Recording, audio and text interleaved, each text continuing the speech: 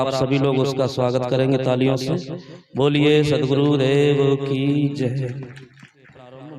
आइए अब हम लोग कुछ विचार श्रवण करते हैं और विचार रखने के लिए हमारे बीच निवेदन है श्री वैराग्य जी जो हमारे साथी हैं, उनसे हम लोग कुछ देर विचार श्रवण करते हैं, फिर आगे और विचार की जय।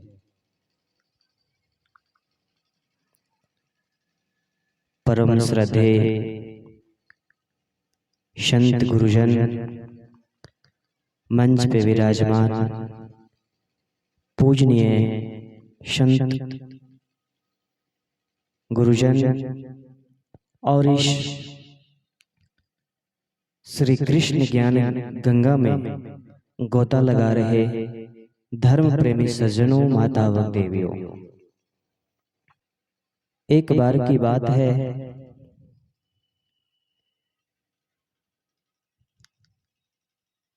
एक संत जी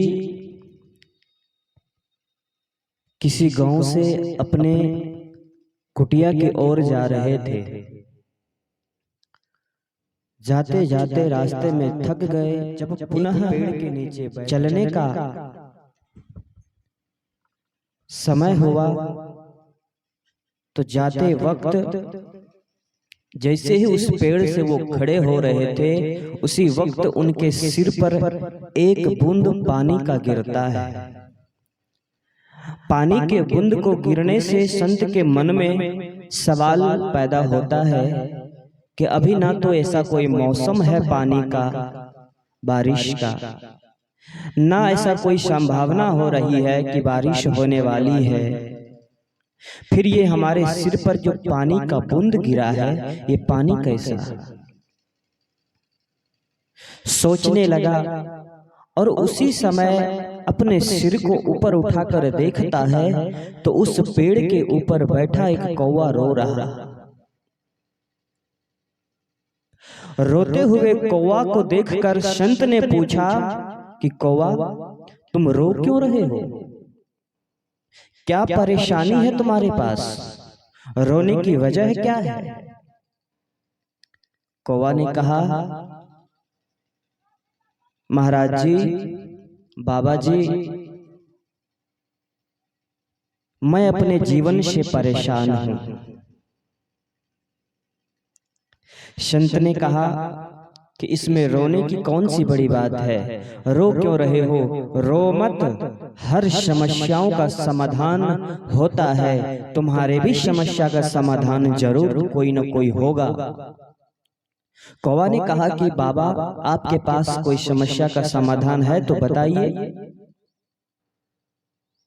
संत ने कहा कि तुम अपने जीवन से परेशान हो, दुखी हो, तो तुम ये बताओ कि कैसा जीवन जीना चाहते हो, कौन सा जीवन जीना चाहते हो, किस व्यक्ति का जीवन जीना चाहते हो? उस कौवा ने कहा कि बाबा, जैसा हम चाहेंगे वैसा हो जाएगा। जिस व्यक्ति का, जिस पक्षी का, जिस जीव का जीवन जीना चाहेंगे वैसा हो जाएगा। बोला, बिल्कुल हो जाएगा। तुम बताओ तो सही कि तुम किस व्यक्ति की, किस जानवर का जीवन जीना चाहते हो, किस पक्षी का जीवन जीना चाहते हो, किसके जीवन से प्रभावित हो, किस व्यक्ति के जीवन जीना चाहते हो? उस कौवा ने देरी नहीं किया, उस बता दिया कि मुझे तोता का जीवन पसंद है। तोते का जीवन इतना अच्छा है, इतना खुशनुमा है, मैं उसका जीवन जीना चाहता हूँ। अगर आप मुझे कौवा से तोता बना देंगे तो आप का आभारी मैं सदा जिंदगी भर रहूंगा। संत ने कहा कि देखो, जल्दी मत करो, क्योंकि दूर का ढोल सुहावन लगता है, नजदीक आने के बाद पता चलता है। तो तुम इतना जल्दी मत करो। तुम अगर तोता का जीवन जीना चाहते हो तो एक सलाह मेरी मान लो, एक नेक मशवरा मेरी मान लो। अगर तुम्हें अच्छा लगे तो वैसा ही करना। बोला, देर मत करिए, जल्दी बताइए। संत ने कहा कि मैं तुम्हें तोता तो बना दूंगा, लेकिन तोता बनने से पहले एक बार तुम तोता से मिलकर आओ, उनसे पूछकर आओ कि तुम अपने जीवन से सुखी हो। कौवा ने कहा कि आप यहीं बैठिए, मैं तुरंत आया। कौवा उस पेड़ से उड़कर एक गांव के ओर निकल पड़ता है और गांव में जाकर देखता है कि एक तोता एक पिंजड़े में बंद है। और उस तोता के पास जाकर कौवा कहता है कि तोता भाई, जरा इतना तो बता दो कि आप अपने जीवन से खुश हो। जैसे ही ये बात सुनता है तोता रोने लग जाता है। तोता कहता है कि ये तुमने कैसे सवाल कर दी, मैं अपने जीवन से दुखी हूँ, सुखी नहीं हूँ। बोला ये कैसे? अरे आपके सुंदर चेहरे हैं, आपके लाल लाल ओठ हैं, आपके इतने रंगीन शरीर है, आपके पास लोग आते हैं बैठने के लिए, आपके पास लोग आते हैं आपसे मिलने के लिए, आपके पास लोग आते हैं आपसे बात करने के लिए, आपको कटोरे में खीर दिया जाता है, खोवा दिया जाता है खाने को, फिर दुख कैसा? तोता ने कहा कि कौवा भाई, तुम धोखे में हो। भला वो कैसे सुखी हो सकता है, भला वो कैसे अपने जीवन को आनंद से जीता होगा जो आदमी कैद हो, जो आदमी किसी पिंजड़े में कैद हो, वो कैसे सुखी मना सकता है, वो कैसे अपने जीवन को खुशी से जी सकता है? वो तो गुलामी का जीवन जी रहा है, क्योंकि जब उनका मन होता है खाने को तो खाना नहीं मिलता है, समय बंधा हुआ है, उसी समय में मुझे भोजन मिलता है। जब मुझे उड़ने का मन होता है तो उड़ नहीं सकता हूँ क्योंकि पिंजड़े में बंद हूँ। भला पिंजड़े में बंद हुआ आदमी कैसे सुखी हो सकता है? आदमी हो या वो पिंजरा में बंद चाहे कोई पक्षी क्यों ना हो, वो सुखी नहीं हो सकता है। कौवा ने सोचा कि बात तो सही है, मामला तो गलत हो रहा था, दूर से तो लग रहा था कि तोता का जीवन बड़ा आनंदित है, लेकिन ये इनका जीवन तो हमसे भी बड़ा दुखी है। मेरे पास इतनी कम से कम आजादी तो है, एक जगह से दूसरी जगह उड़ तो सकते हैं, मेरे पास इतनी आजादी तो है कि जो इच्छा हुई वो खा तो सकते हैं, लेकिन तोता के पास तो ये आजादी ही नहीं है, ये तो गुलामी भरी जिंदगी जी रहा है, वास्तव में ये दुखी है। कौवा उड़ के जाता है संत के पास और पूछता है, कहता है कि बाबा, हम वास्तव में धोखे में पड़ रहे थे, हम तो सोचते थे कि तोता का जीवन बड़ा सुंदर है, बड़ा अच्छा है, बड़ा आनंदित है, लेकिन उनका जीवन तो मुझसे भी बदतर है, क्योंकि वो किसी के गुलाम है, किसी पिंजड़े में बंद है, जब चाहता है तब उड़ नहीं सकता है, जब चाहे उनको भूख लगे तब खा नहीं सकता है। भला ये भी कोई जिंदगी है? संत ने मन ही मन मुस्कुराते हुए कहा कि लगता है कि ये कौवा सही रास्ते पे आ रहा है। फिर भी संत ने पूछा कि और कोई इच्छा हो मन में तो बता दो, क्योंकि आछे दिन पाछे गए गुरु से किया न हेत, अब पछताए क्या होत जब चिड़िया चुग गई। बोलिए ना आप लोग, पुराने कबीरपंथी लग रहे हैं, पुराने संत लग रहे हैं, फिर भी नहीं बोल रहे हैं। आछे दिन पाछे गए गुरु से किया न हेत, अब पछताए क्या होत जब चिड़िया चुग गई खेत। पछताने से कुछ नहीं होगा जब समय बीत जाएगा।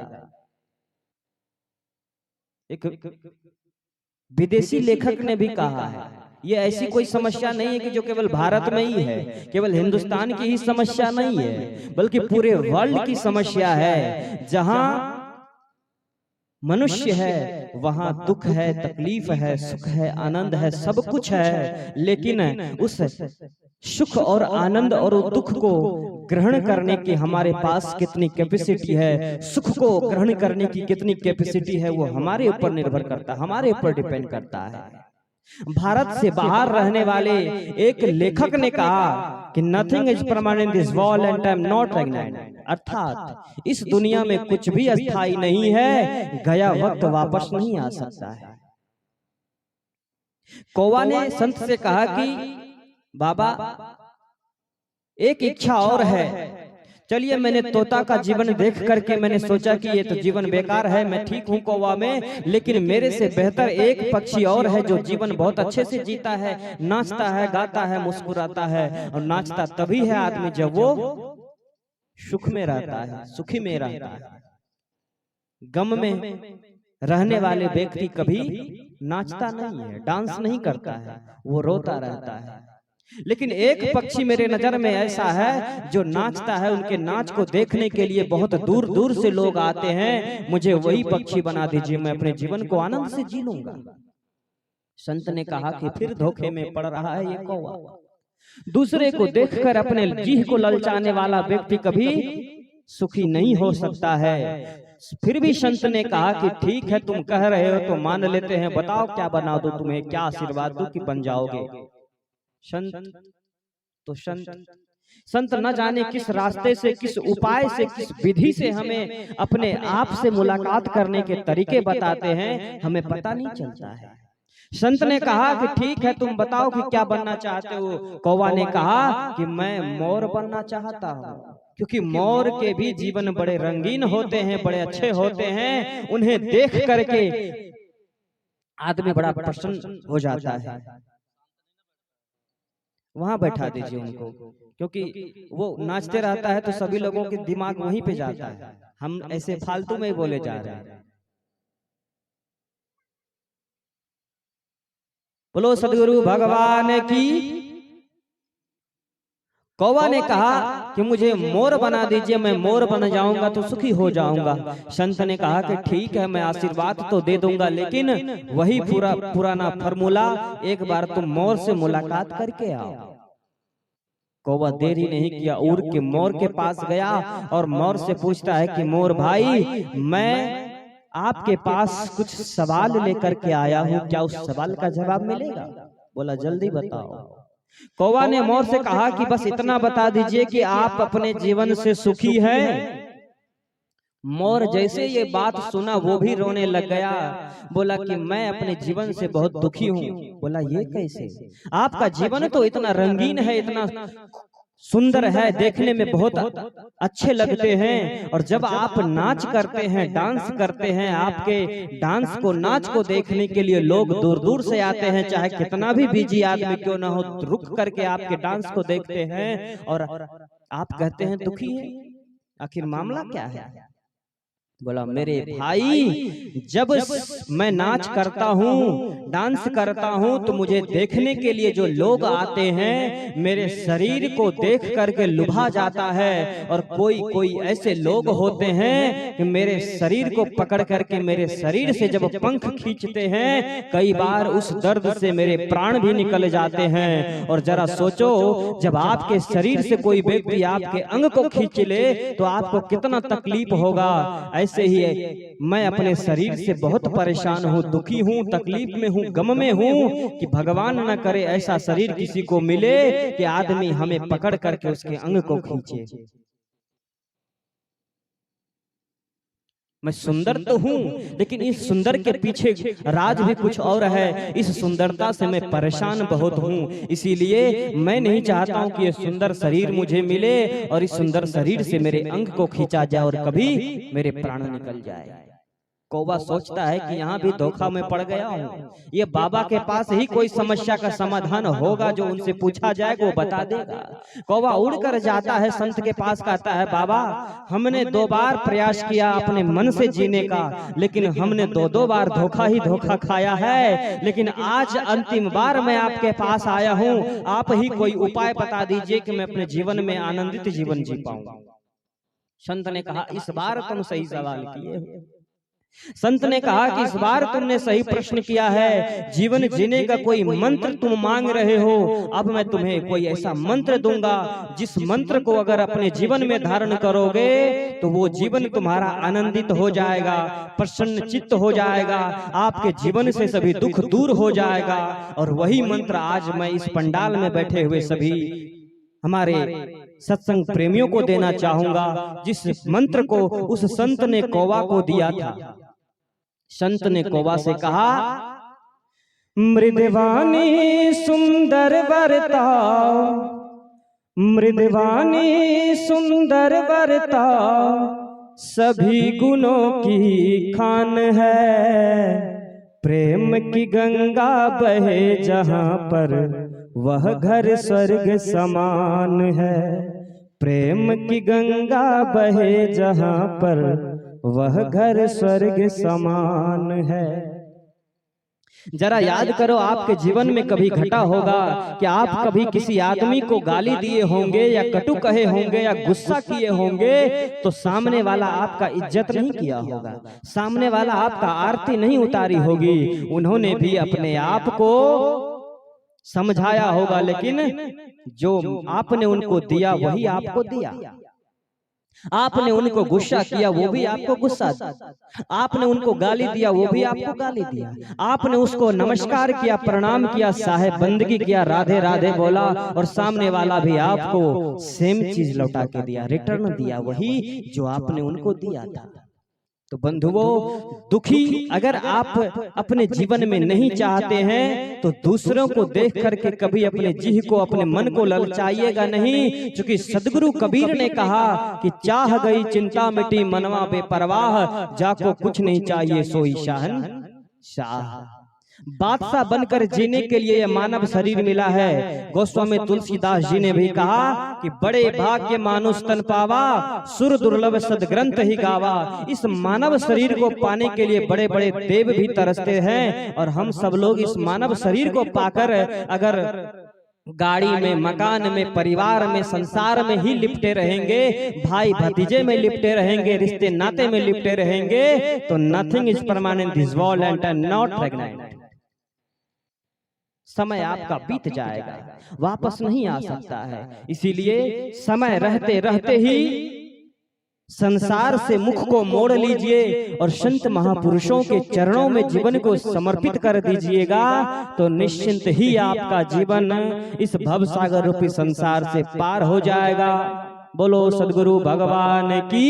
पुरुषों की वाणी को सुनकर अपने जीवन को बदलने का, अपने जीवन से सभी बुराइयों का त्याग करने का प्रयास करें। आपका जीवन सुखद हो, मंगलमय हो, यही कामना करते हैं। बोलिए सदगुरु भगवान की।